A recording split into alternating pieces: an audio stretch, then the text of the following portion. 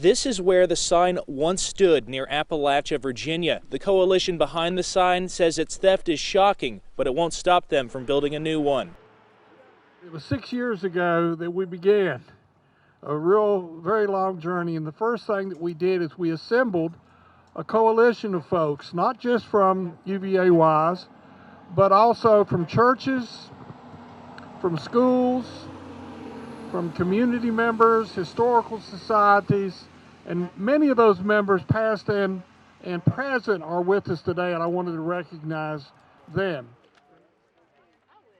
I wanted to focus briefly with you all on two important eras. One is Reconstruction, and the second is the immediate aftermath.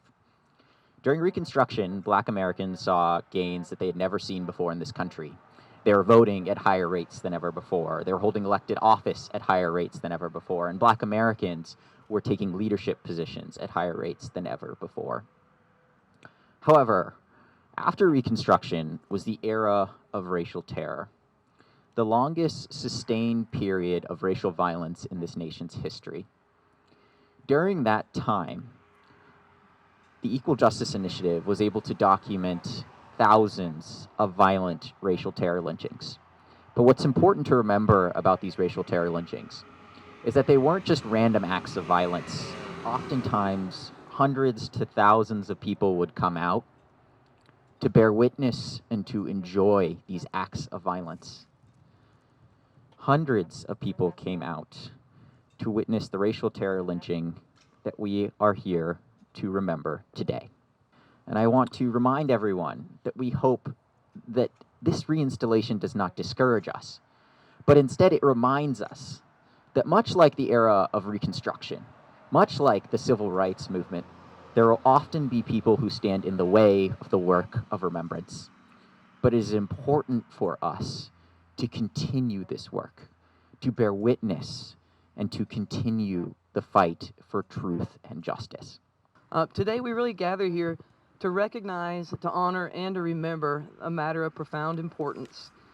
And it's one that touches the very soul of our communities, and it reflects our collective commitment to truth, reconciliation, and progress. The decision to place the marker in memory of Dave Hurst's lynching is a courageous step forward in confronting our painful legacies that have long shadowed our community. And historical markers are more than mere signs. They are really beacons of truth, and they guide us through the murky waters of our collective past. They serve as vital tools for education, allowing our present and future generations to confront our realities of racial violence and the resilience of those who suffered. This location, now part of the educational landscape under the stewardship of Mountain Empire Community College, symbolizes our dedication to weaving the lessons of our past into the fabric of our future. This marker will experience hateful remarks. It will be spit at. It will be shot at from the street. Beer bottles, whiskey bottles will be thrown at it. But it will also experience the goodness, the warm wrath of the sun, the cleanness of the rain, and the pureness of snow.